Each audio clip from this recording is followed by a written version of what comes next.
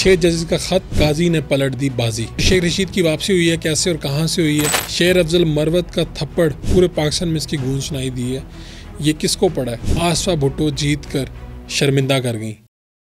बिस्मिल्लाहिर्रहमानिर्रहीम। मेरा नाम फ़ारूक वड़ाइच और आप मेरा फेसबुक यूट्यूब चैनल देख रहे हैं। आज के वीलॉग में सबसे बड़ी और अहम खबर, 6 जजेस का खत और काजी ने पलट दी बाजी। ये कैसी बाजी, कैसे पलटी गई है और आगे क्या मामला पेचीदा होने जा रहा है। हुकूमत को बड़े सख्त मसाइल का सामना है। इससे आगे बढ़ेंगे तो शेख रशीद की वापसी हुई है, कैसे और कहां से हुई है। शेर अफजल मरवत का थप्पड़, उनका कुछ ना कुछ तो मामला आते ही रहता है, लेकिन ये थप्पड़ जो है पूरे पाकिस्तान में इसकी गूंज सुनाई दी है। ये किसको पड़ा है? और इस सबसे अहम, आसफा भुट्टो जीत कर शर्मिंदा कर गई। उनकी जो जीत है, जीती तो वो हैं, लेकिन वो कैसे जीती हैं, क्या हुआ, आज के वीडियो में बात करते हैं। सबसे पहले 6 जजेस का ख़त है। ये मसला पिछले 6-7 दिन से चल रहा है और इसमें ख़बर ये थी कि जी इंक्वायरी कमीशन बनाया गया, वज़ीर आज़म चीफ जस्टिस की मुलाकात हुई, 1.5 घंटा मुलाकात रही, 6 जजेस चीफ जस्टिस के पास भी गए। तो काजी फ़ाइज़ ईसा जो हैं उनको तहफ़्फ़ुज़ात थे, ये मेरी ख़बर भी है। और इंक्वायरी कमीशन बहरहाल उनको राज़ी किया गया, जिस तरह से भी इंक्वायरी कमीशन बनाया गया। लेकिन ख़बर ये आई कि तसद्दुक़ जिलानी साहब को बनाया गया। तसद्दुक़ जिलानी साहब जो हैं उन्होंने इंक्वायरी कमीशन की सरबराही से माज़रत कर ली। ये आज ही की खबर है। इससे आगे बढ़ेंगे तो आपको बताएंगे काजी ईसा साहब ने नोटिस ले लिया, इस मामले पे आज खुद नोटिस लिया और बेंच बना दिया। बेंच में कौन कौन है, क्या होने जा रहा है। खबर क्या है कि तसद्दुक़ जिलानी ने वज़ीर आज़म शहबाज शरीफ को ख़त लेकर कमीशन की सरबराही से माज़रत की और उन्होंने वजूहात क्या बताई हैं। वजूहात, उन्होंने पहले तो शुक्रिया अदा किया वज़ीर आज़म का और चीफ जस्टिस का और बाकी लोगों का। फिर उन्होंने ये बताया कि जी कमीशन के टर्म्स ऑफ रेफरेंस TOR पे उन्हें तहफ़्फ़ुज़ात था और तहफ़्फ़ुज़ात के साथ साथ उन्होंने लिखा है कि जिस जजेस ने सुप्रीम जुडिशल कौंसिल को मुखातिब किया ख़त में, इस वजह से उनके ख़्याल में कमीशन इस हवाले से इंक्वायरी का मुनासिब फ़ोरम नहीं है। और उन्होंने ख़त में जो इल्ज़ामात लगाए इनका टर्म्स ऑफ रेफरेंस में ज़िक्र ही नहीं। ये ख़त पैरामीटर 209 के दायराकार में आता ही नहीं। और ये मंजूरी तो दी गई थी, उन्होंने 60 रोज़ में अपनी रिपोर्ट जमा करवानी थी, लेकिन उन्होंने अपनी माज़रत जमा करवा दी है। ये आज की सबसे बड़ी खबर है। उससे पहले मैं आपको ये बताऊँ, 300 वकला ने चीफ जस्टिस ऑफ पाकिस्तान को ख़त लिखा। पाकिस्तान की जितनी बार्स हैं वहाँ पर इज्तिमा हुए।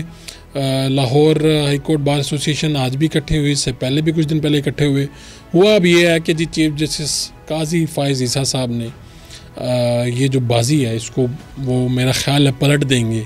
और जजेस का जो ख़त है ये फ़र्स्ट टाइम इस तरह हुआ है। मुझे बहुत से सीनियर वकला से मिलने का मौका मिला, मैंने उनसे राय ली। उनकी राय, मुख्तलिफ़ राय रखने वाले जो वकला हैं, सीनियर कानूनी माहिरीन, उन्होंने ये कहा कि ये फ़र्स्ट टाइम हुआ है। इससे पहले इतना बड़ा मामला नहीं हुआ कि 6 जजेस ख़त लिख दें और उसमें वो बताएं कि ज़हनी तौर पे उनके साथ क्या मामलात हुए हैं, किसी के घर में कैमरा लग जाए, किसी के रिश्तेदार को पकड़ लिया जाए, किसी को कोई धमकी दी जाए और फिर कंप्रोमाइज़ फ़ैसले वो कर रहे हों। सारे यानी एक जज हैं जिनके ऊपर इतने मसाइल होंगे, तो क्या वो फ़ैसले उनके कंप्रोमाइज़ नहीं होंगे? वो भी तो इंसान है। हुआ ये है कि ख़त के जो मामला है इसके ऊपर बेंच तश्कील दिया गया है। 7 रुकनी बेंच है जिसकी सरबराही CJ काजी फ़ाइज़ ईसा खुद करेंगे। बेंच में शामिल कौन कौन है? जस्टिस मंसूर अली शाह सीनियर आदमी, जस्टिस याया अफरीदी हैं, जस्टिस अतर मिनुल्लाह हैं, जस्टिस मसरत हलाली हैं, जस्टिस जमाल मंदोखेल हैं और नईम अख्तर अफ़गान शामिल हैं। अतर मिनुल्लाह साहब तो इन सब में ज़्यादा बेहतर इसलिए जानते होंगे कि क्योंकि जिस कोर्ट के जजेस ने ख़त लिखा है और बताया है कि खुफिया इदारों की मुदाखलत होती है, वहीं से अतर मिनुल्लाह साहब तशरीफ़ लाए हैं, इस्लामाबाद हाई कोर्ट से। तो जब शौकत सिद्दीकी साहब ने ये सारी बातें की थी तब भी अतर मिनुल्लाह साहब तो वहीं पर मौजूद है, तो उनको इन सारे मामलात का इन सब जजेस से बेहतर पता होगा, यानी वो इस बेंच में शामिल हैं। इस्लामाबाद हाई कोर्ट के जजेस के ख़त के मामले की समाअत बुध को होगी। याद रहे कि इस्लामाबाद हाई कोर्ट के 6 जजेस ने चंद रोज़ कबल सुप्रीम जुडिशल कौंसिल को एक ख़त में अदालती मामलात में दखल अंदाजी करने का मामला उठाया था और ये भी मुतालबा किया था कि जो शौकत अजीज़ सिद्दीकी के तहकीकात करवाने के मौक़िफ़ की उन्होंने मुकम्मल हमायत की थी।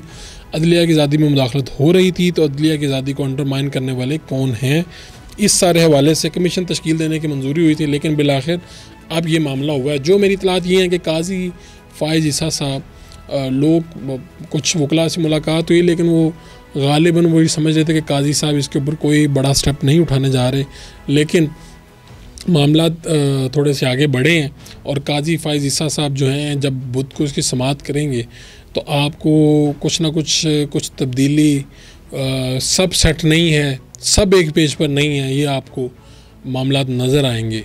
आपको वो जो समाअत है ये बड़ी ताबड़तोड़ किस्म की समाअत होने जा रही है। आगे बढ़ते हैं। शेर अफजल मरवत जो ख़बरों में रहते हैं और उनकी थप्पड़ की इस वक्त गूंज है। ये थप्पड़ किसको मारा ये आगे चल के बताते हैं। पहले मैं आपको ये बताता हूँ कि उन्होंने एक अपना लश्कर तैयार कर लिया। आप हैरान होंगे मैंने ये लफ्ज़ इस्तेमाल किया। हुआ क्या है कि उन्होंने सोशल मीडिया के लिए अपना ये लश्कर तश्कील दिया है। उन्होंने कहा है कि मैंने अपनी सोशल मीडिया टीम क्यों बनाई है उसका बताया। उन्होंने बताया कि मुखालफिन की तरफ से शुरू की गई बदतरीन किस्म की मीडिया मुहिम को बर्दाश्त किया है। अब मुझे PTI के मीडिया रज़ाकारों और चंद मीडिया पर्सनस के अलावा किसी ने मेरा दिफा नहीं किया। गालम गलोच ब्रिगेड्स का भी सामना है और तमाम बुरी बातें की गई जिन्हें मैं हज़म कर लूँगा। मैंने हिसाब रखा हुआ है, हर एक को मुनाफे के साथ उसका हक़ वापस किया जाएगा। यानी कह रहे हैं कि मैं छड़ांगा नहीं। मेरे पास पहले से 2 व्हाट्सएप ग्रुप थे। हम ज़्यादातर फेसबुक पर फोकस कर रहे थे। हमने तकरीबन 3500 मरवतों को फेसबुक से ट्विटर और टिकटॉक पर शिफ्ट किया है। उन्हें ट्रेनिंग दी गई है। ग्रुपों में शामिल होने की 12,000 दरख्वास्तों में से हमने 8,000 कारकुनों को हतमी शक्ल दे दी है। हमने व्हाट्सएप चैनल भी तश्कील दे दिया है। हम बहुत ज़्यादा मनसूबाबंदी कर रहे हैं। इन ग्रुप्स का मकसद हमारा और ख़ान के पैगाम को आगे बढ़ाना है। हमने ना सिर्फ बदनीति पर मबनी हद तक इज़्ज़त की मुहिम से अपना दिफा करेंगे बल्कि यूट्यूब चैनल समेत सोशल मीडिया के ज़रिए तमाम मुखालफिन को बेनकाब करेंगे। गालम गलोच ब्रिगेड को ना सिर्फ रिपोर्ट किया जाएगा बल्कि माहिरीन की जानिब से यूट्यूब के ज़रिए इन गालम गलोच का संजीदगी से जवाब दिया जाएगा। मैं इस हवाले से 8,000 और 3500 हिसाब लगा लें, 10,000 से ज़्यादा बंदा शेर अफजल मरवत साहब ने इकट्ठा कर लिया है। ये जब फील्ड में निकलते हैं तो बहुत से लोग इकट्ठे हो जाते हैं, लेकिन इन्होंने सोशल मीडिया ही लश्कर एक तश्कील दी है जिसका काम यह है कि शेर अफजल मरवत के ख़िलाफ़ जो कैंपेन चल रही हैं उसका उन्होंने ताबड़तोड़ और ज़बरदस्त किस्म का जवाब देना है। उन्होंने ये कहा है कि मैं ट्विटर और फेसबुक और टिकटॉक पर अपने ग्रुप्स के हर मेंबर को कम से कम 20,000 फॉलोइंग फराहम करूँगा। मुझे इस मीडिया टीम के पस मंज़र के बारे में लोगों को बताने की ज़रूरत नहीं है। 5 अप्रैल से मेरी टीम मीडिया पर हर जगह बात करेगी। हम 5 यूट्यूब वीलॉगर्स को भी प्रमोट करेंगे। बदसलूकी करने वालों के इनके मुंह पर थप्पड़ लगेगा। हम 5 अप्रैल को हर जगह नज़र आएंगे। ये उन्होंने ट्वीट किया है। एक तो ये थप्पड़ है, एक फ़िज़िकली थप्पड़ भी उन्होंने मारा है, वो भी खबर है। हुआ ये है कि एक तो ये आपके सामने है कि उन्होंने बता दिया है कि हम यूट्यूबर्स को भी प्रमोट करेंगे। ये इस तरह से ज़रा एल्गोरिदम भी चलता है यूट्यूब व्लॉगर्स का। आपको बहुत से लोग नज़र आ रहे होंगे मिलियंस में सब्सक्राइबर और व्यूज़ और चीज़ें। उनको फिर पार्टी सपोर्ट करती है। पार्टी इस तरह से सपोर्ट करती है जिस तरह उन्होंने खुद खुल के कह दिया कि मैं 5 यूट्यूबर्स, ये अब आपको महान व्लॉगर्स नज़र आएंगे उनके इर्द गिर्द, इनको फिर प्रमोट किया जाएगा। फिर ये दिफा भी करने की ज़िम्मेदारी भी होगी इनके पास शेर अफजल साहब की। अच्छा, एक थप्पड़ तो उन्होंने कहा जी मैं मुँह पर मारूँगा, ये तो बात की उन्होंने। एक थप्पड़ उन्होंने मार दिया। हुआ ये है कि पेशावर में PTI की रैली थी इतवार को और उसकी वीडियो अब वायरल हो रही है और शेर अफजल मरवत साहब को वो वीडियो दिखाया जा रहा है कि उसमें वो थप्पड़ मारते नज़र आ रहे हैं। बाद में उन्होंने इस पर मौक़िफ़ ये दिया कि वो मेरा गार्ड था, वो मुझे कारकुनों को मेरे पास आने से मना कर रहा था और मुझे कह रहा था कि शायद आपने सिक्योरिटी की वजह से कि आपको इस तरह से नहीं ओपन होना चाहिए, जिसकी वजह से ये मामला हुआ। ये सारा वो मामला था। शेख रशीद साहब की वापसी हुई है। उससे पहले आसफ़ा भुट्टो की तरफ चलते हैं। आसफ़ा भुट्टो साहिबा जो हैं वो मुंतखब हो चुकी हैं कौमी असम्बली की मेंबर। मैंने आपको बहुत पहले ये ख़बर दी थी कि वो ज़िमनी इलेक्शन के ज़रिए आएंगी। ख़ातून अव्वल वो ऑलरेडी बन चुकी हैं। इसके ऊपर मुबारकबाद उन्हें आई है, लेकिन ख़ुद मैं ये सोचता हूँ कि आसफ़ा भुट्टो साहिबा का मैं इन्फॉर्मेशन भी दूँगा, लेकिन उससे पहले कि बड़ा अजीब मामला हुआ। ये नवाब शाह जो है वहाँ से ये MNA बनी है। आसिफ जरदारी साहब यहाँ से कौमी असम्बली के मेंबर मुंतखब हुए थे और ये नवाब शाह आजकल इसे बेनज़ीराबाद कहा जाता है, इसका नया नाम। यहाँ से ये बिला मुकाबला मुंतखब हो गई हैं, यानी कोई मुकाबले में नहीं आया।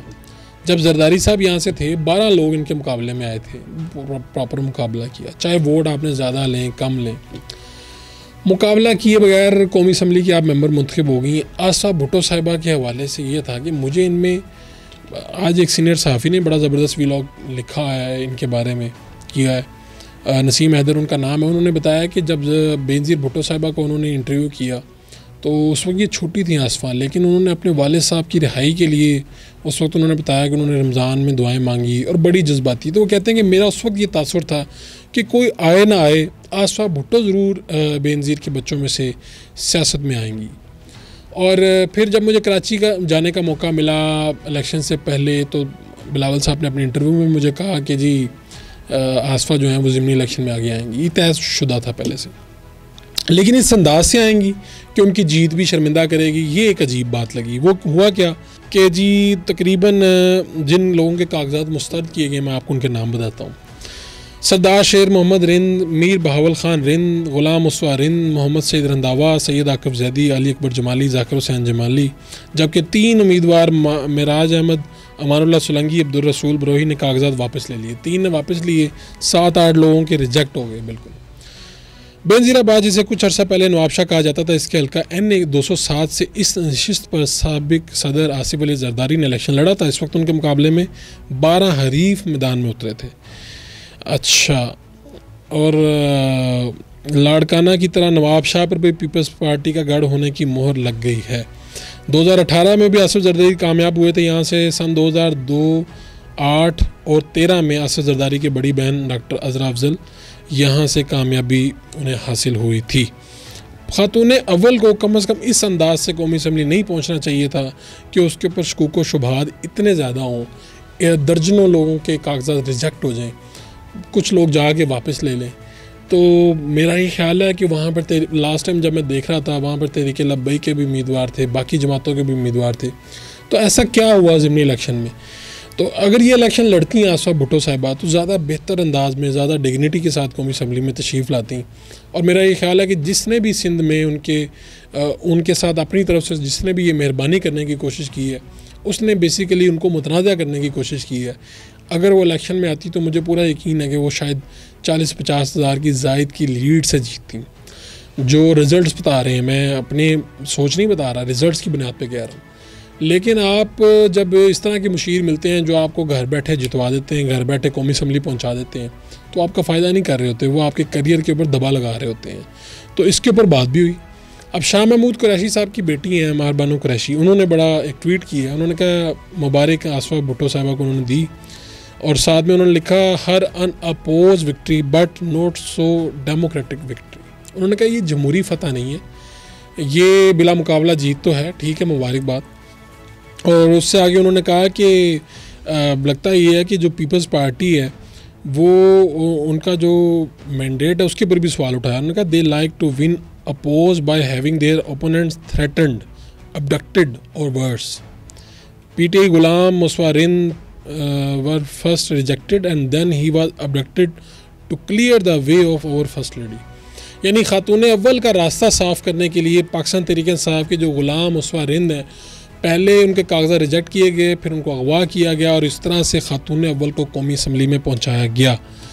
मे she do better once in parliament than has been done to get her to parliament. Democracy unfortunately for the PP is वो PP का जो था ना कि जमहूरियत बेहतरीन इंतकाम है, तो उन्होंने उसका हवाला ये दिया है कि जो PP है वो तो जमहूरियत से ही इंतकाम लेना शुरू हो गई है। ये अपनी जगह पे सोचने का मुकाम। मेरी अपनी भी सोच है कि आसफ़ा भुट्टो साहिबा को ये उनकी जो जीत है, जिस पे हमें उन्हें मुबारकबाद देनी चाहिए, वो ये जीत जिसने भी उनकी इस तरह से मैनेज की है, उसने शर्मिंदगी उनके हिस्से में डाल दी है। आसफ़ा भुट्टो साहिबा, हमारी उम्मीद है कि वो आगे बढ़कर एक बेहतर पार्लियामेंटेरियन साबित होंगी, लेकिन फ़िलहाल उनकी ये जीत जो है कोई बहुत ज़बरदस्त इसने इम्पेक्ट नहीं डाला। बेहतर और मुनासिब तो ये था कि वो आती, मुकाबला करती, इलेक्शन कैंपेन चलाती और उसके बाद कौमी असम्बली पहुँचती। शेर रशीद की वापसी से पहले जो एक ख़बर बड़ी अहम है वो ये है कि तोशा खाना केस में कप्तान को और उनकी बेगम को, बुशा बीबी को, बड़ा रिलीफ मिला है। ख़बर ये है कि इमरान खान और उनकी अहलिया बुशा बीबी की सज़ा मुअत्तल करते हुए उन्हें ज़मानत पर रिहा करने का हुक्म दे दिया गया इस्लामाबाद हाई कोर्ट की जानिब से।